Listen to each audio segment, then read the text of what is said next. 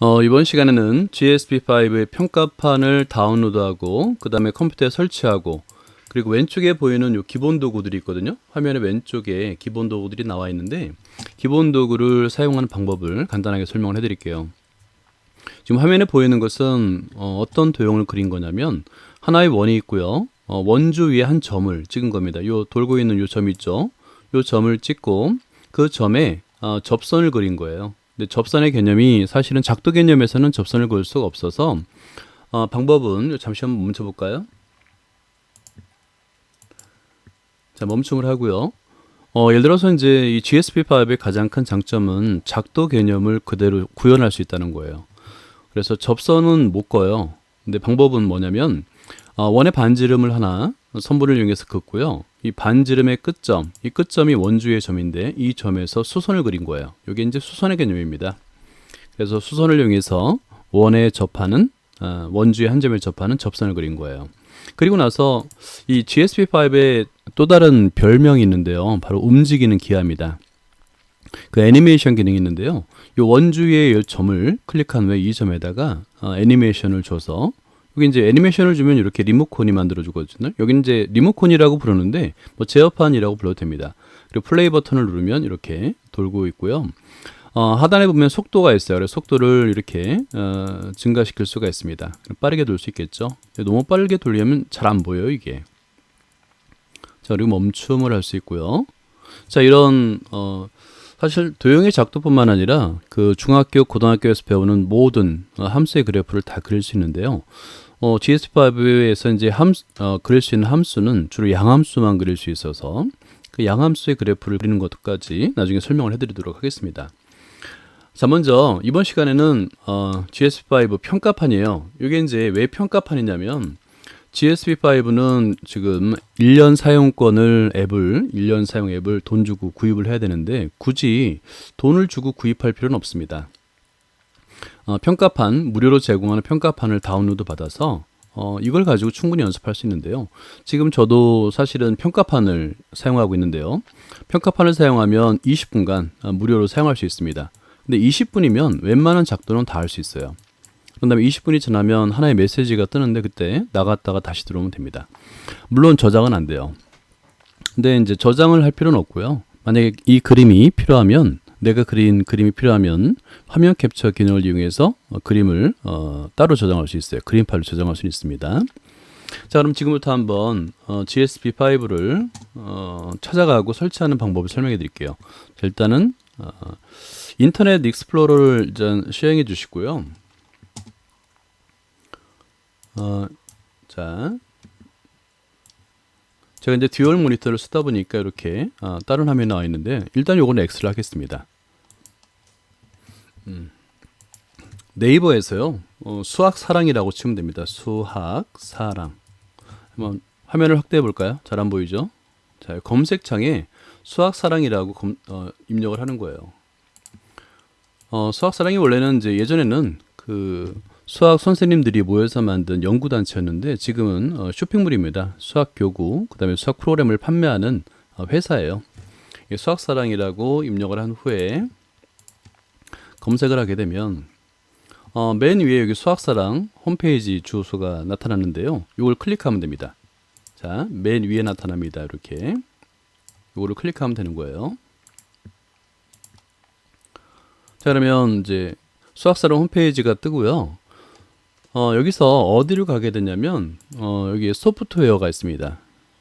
그죠? 맨 위에 제품 오른쪽에 소프트웨어가 있는데 이 소프트웨어를 클릭하면 하위 메뉴가 나타납니다. 이렇게 한번 눌러보세요.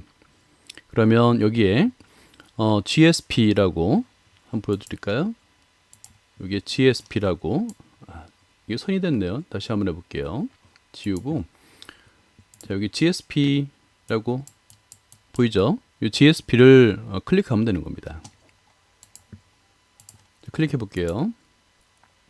그러면 GSP 이제 화면이 나타나고요. 아래쪽에 보면 여기 소개, 그 다음에 다운로드가 있죠. 이 다운로드를 클릭하는 겁니다.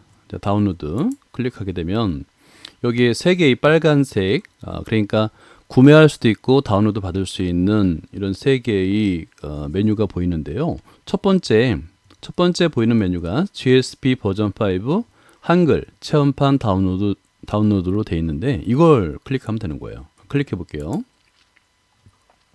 자, 그러면 여기에 여기 이제 바로 아래 창에 보면 실행, 그 다음에 저장, 그 다음에 취소가 있는데요. 바로 실행을 해도 됩니다. 네, 실행을 해도 되고요. 아니면 저 같은 경우는 추천이 이 저장 오른쪽에 있는 화살표를 클릭하게 되면 다른 이름으로 저장이 있어요.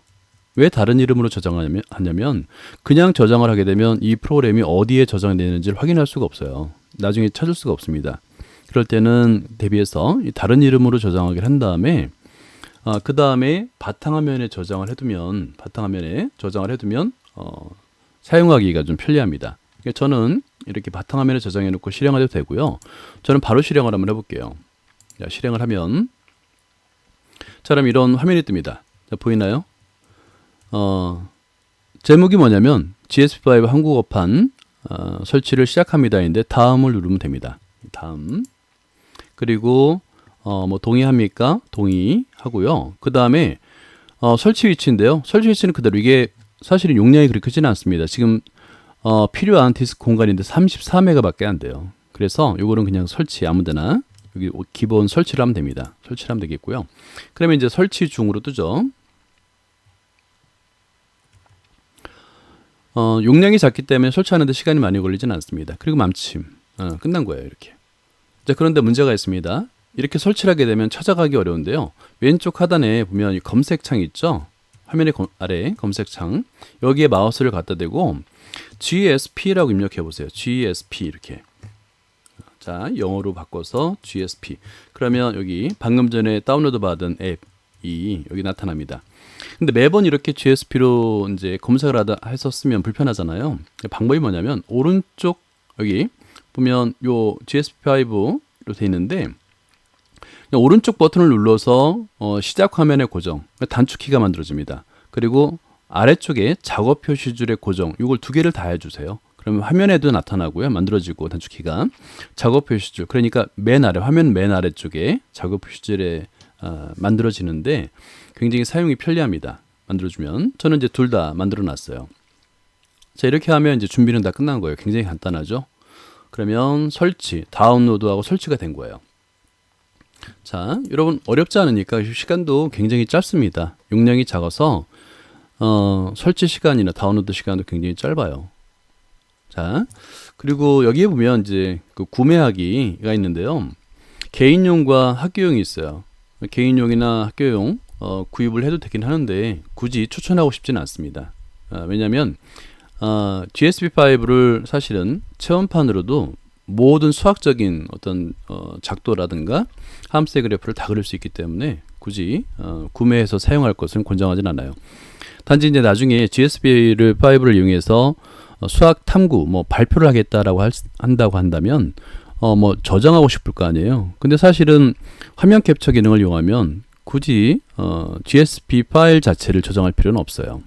네, 여기까지 설명드리고 이제 한번 시작을 해볼게요. 간단한 시작하고 간단한 기본 도구를 이용하는 방법을 설명해 드릴게요.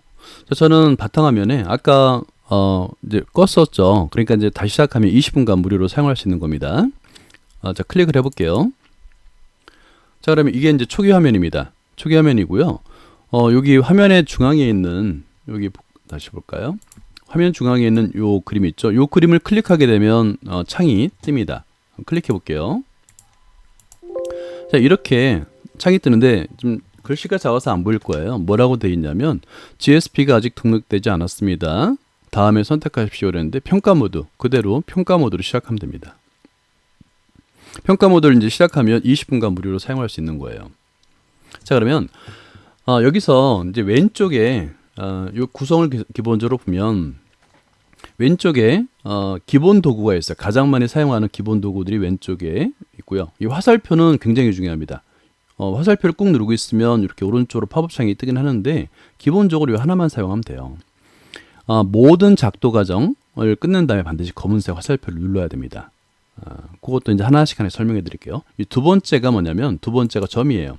점을 클릭한 다음에 마우스를 커서를 화면에 하얀색 화면에 갖다 놓고 이렇게 마우스 왼쪽 버튼으로 찍어 보세요. 그러면 점이 이렇게 만들어지는 게 보이죠?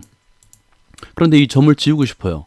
그럴 때는 반드시 이 작도가 끝났으면 검은색 화살표를 꼭 눌러줘야 됩니다. 다시 눌러서 하나씩 지정해서 활성화해도 되고요. 지금 지정을 할 때마다 클릭을 할 때마다 색이 바뀌는 게 보이죠. 하나씩 해도 되고 아니면 전체를 지울 때는 이 드래그를 해서 전체를 활성화한 다음에 딜리트 키, 차판에서 딜리트를 누르면 됩니다. 그럼 지워지죠? 다시 한번 해볼까요? 점을 선택한 다음에 이렇게 점을 여러 개 찍고요. 그리고 지울 때는 어떻게 한다 그랬죠? 반드시 검은색 화살표 눌러서 이 활성화된 것만 지워줘요. 그러니까 활성화시키는 겁니다. 이렇게 드래그해서 전체를 활성화한 다음에 딜리트라고 하면 되는 거예요.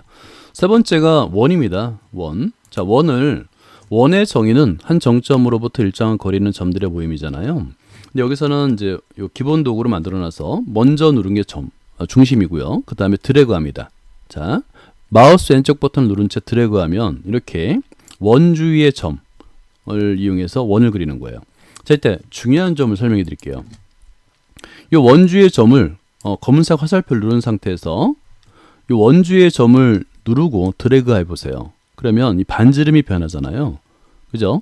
근데 작도를 할 때 반지름이 막 변하면 안 돼요. 그래서 기본적으로 왼쪽 도구를 이용해서 기본 도구를 이용해서 원을 그릴 때 이 원주의 점, 이 점은 사용하지는 않습니다. 작도에. 이 점을 사용하면 원이 반지름이 변하기 때문에 그런데요. 예를 들어서 맨 처음 화면에서 우리가 이제 원주 위를 도는 접선을 그렸잖아요. 방법이 뭐냐면 요 세 번째 요게 이제 선분 같이 설명해 드릴게요. 선분을 꾹 누르고 있으면 첫 번째가 선분, 두 번째가 반직선, 세 번째가 직선을 선택할 수 있어요. 여기서는 이제 선분을 그대로 선택한 다음에 마우스 왼쪽 버튼을 누르면 손을 떼면 되는데요. 그런 다음에 먼저 누르는 게 이제 시작점, 나중에 누르는 게 끝점인데요. 뭐 선분은 시작점과 끝점이 없죠. 그리고 원주 위까지 연결하게 되면 이렇게 반지름이 그려집니다. 그리고 다시 반드시 모든 작도 과정을 끝낸 다음에 검은색 화살표를 꼭 눌러줘야 됩니다. 그리고 이 활성화가 되어 있잖아요. 이렇게 활성화되어 있으면 안 되거든요. 그래서 바탕화면 아무데나 검은색 화살표가 선택된 다음에 클릭해 보세요. 그럼 활성화가 다 지워져요. 그리고 나서 방금 전에 그렸던 이 반지름의 한 끝점을 가지고 돌려보세요. 그럼 이 점은 원주 위만 움직입니다. 그죠? 만약에 이 반지름을 결정하는 이 점을 반지름으로 했다면 지금 반지름이 계속 변하잖아요. 이러면 안 됩니다. 그래서 이 점은 사용하지 말고 다른 점을 또 그려서 사용해야 되는 거예요. 자, 그런 다음에 여기서 나중에 이제 위쪽 메뉴도 설명해 드릴 건데 위쪽에 보면 파일, 편집, 보기, 작도 여러 가지가 있는데 가장 많이 사용하는 게 작도예요. 여기 작도에 보면 다 활성화가 안 돼 있죠. 그죠? 요 도구들을 사용하려면 메뉴들을 사용할 수 있는 기본적인 도구들이 여기 도형들이 선택이 돼 있어야 돼요. 예를 들어서 보세요. 지금 활성화를 다 지우고 방금 전에 요 선분과 반지름과 원주의 점만 활성화시켜 보고 그러면 이제 선분의 수직인 점, 이 점을 지나면서 선분의 수직인 수선을 그릴 수 있잖아요. 다시 한번 작도로 가면 지금 수선이 검게 변합니다. 그러니까 여기 평행선도 검게 변했고 수선도 검게 변했잖아요. 그러면 그릴 수 있다는 건데 수선을 그리는 거예요. 이렇게. 그죠? 그려졌죠? 자, 그런 다음에 다시 지금 검은색 화살표가 눌러져 있습니다. 이걸 확인한 다음에 원주의 점을 이렇게 들어가 보면 지금 접선이 그려져 있구나. 그죠? 원주의 점의 위치에 상관없이 항상 접선이 유지됐잖아요. 이게 작도예요. 그러니까 모든 성질 위치에 상관없이 항상 작도 개념이 그대로 성립해야 됩니다.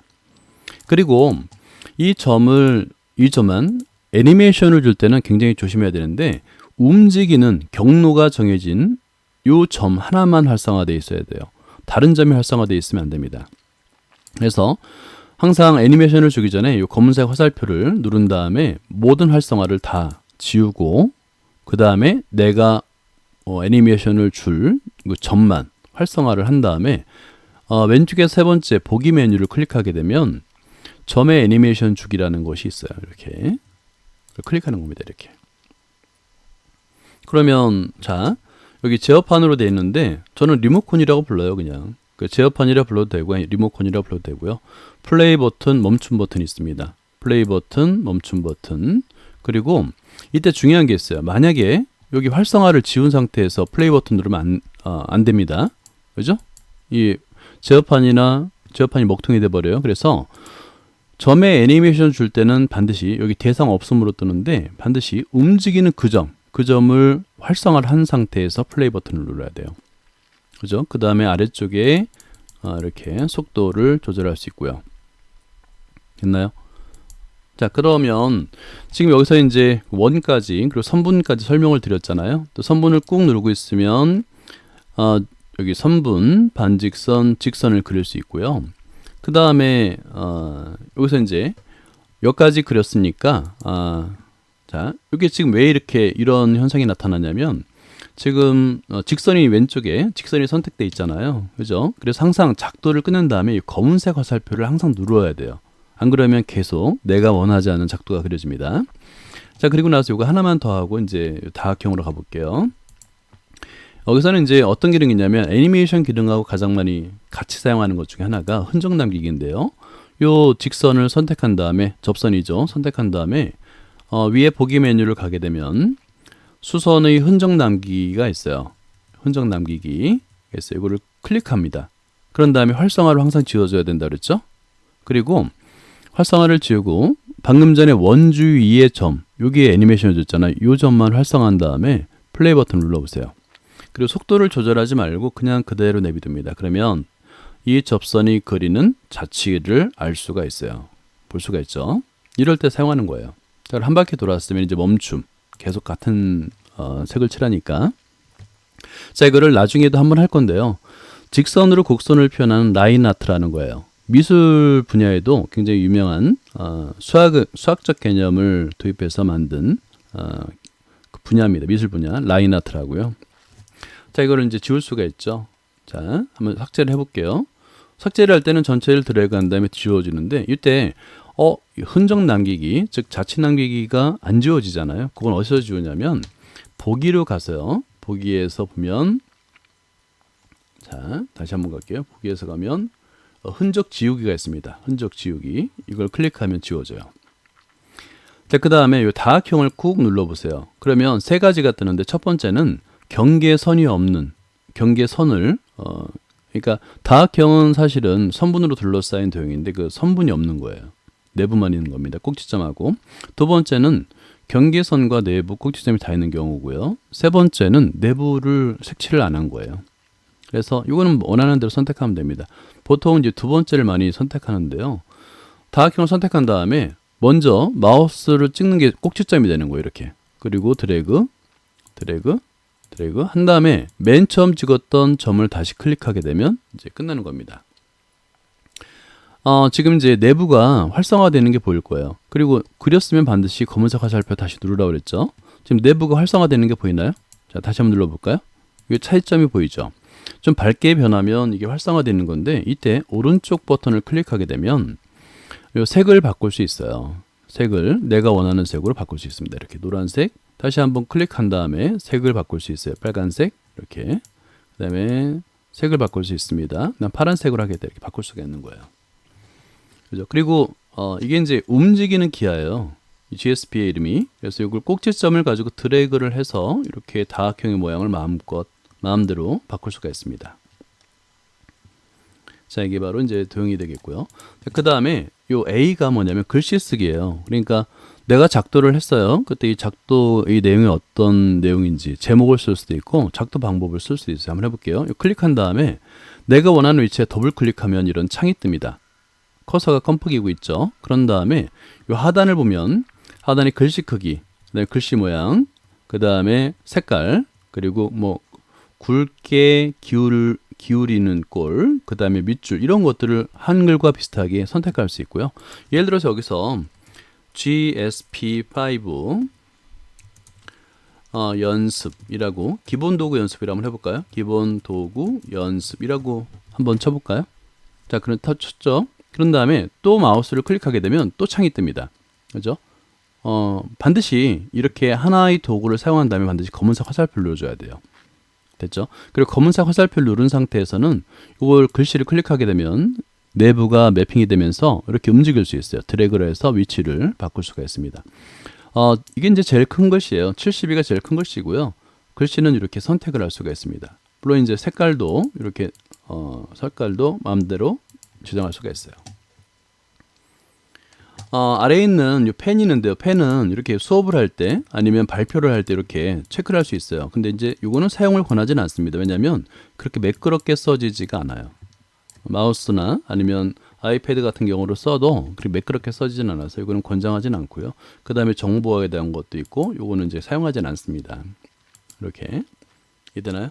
그리고 이제 글씨로 쓴 거는 이렇게 다르게 이게 지금 네모가 생기면서 체크가 됐잖아요. 딜리트 키 누르면 지워집니다. 글씨를 쓴 건 바로바로. 여기까지가 GSP5 기본 도구 연습이고요. 몇 편을 나눠서 왼쪽에 주로 사용하는 기본 도구를 사용하는데 여러분이 이제 그림을 그릴 때 또는 작도를 하거나 함색 그래프를 그릴 때 위에 도구들을 사용을 해요. 근데 다 사용하는 것이 아니라 주로 사용하는 것이 몇 가지가 있어서 그래서 주제별로 요 위에 메뉴들을 사용하는 방법을 차례대로 설명을 해드릴게요. 예, 여기까지입니다. 감사합니다.